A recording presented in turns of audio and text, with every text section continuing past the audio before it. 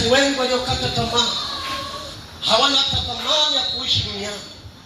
Wanaona ni kama wameachwa, wanaona ni kama wametengwa, wanaona ni kama wamekataliwa.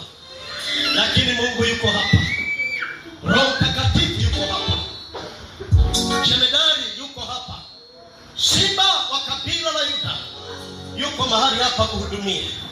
Achilia moyo wako, achilia roho yako, achilia nafsi yako. Usimtumikie Bwana kwa mazoea.